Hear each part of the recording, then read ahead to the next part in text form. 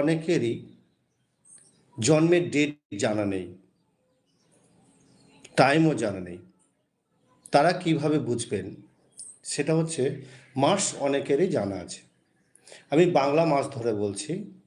সেটা হচ্ছে যাদের বৈশাখ মাসে জন্ম তাদের মঙ্গল খুব ভালো থাকবে।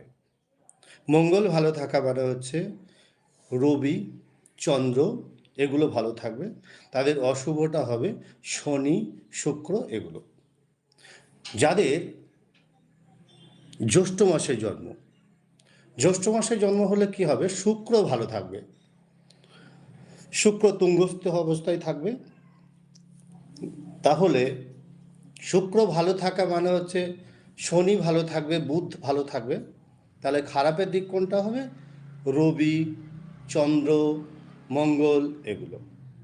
যাদের আষাঢ় মাসে জন্ম তাহলে তাদের বুধ ভালো থাকবে। যাদের শ্রাবণ মাসে জন্ম তাদের চন্দ্র ভালো থাকবে। যাদের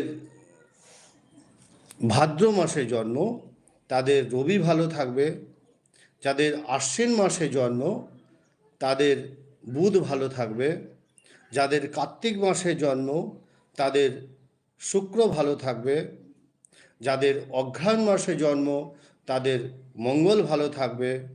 যাদের পৌষ মাসে জন্ম তাদের বৃহস্পতি ভালো থাকবে। যাদের মাঘ ও ফাল্গুন মাসে জন্ম তাদের শনি ভালো থাকবে। যাদের চৈত্র মাসে জন্ম তাদের বৃহস্পতি ভালো থাকবে।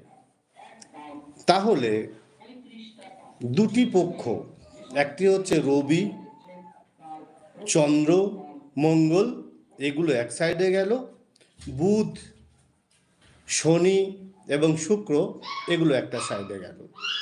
নমস্কার।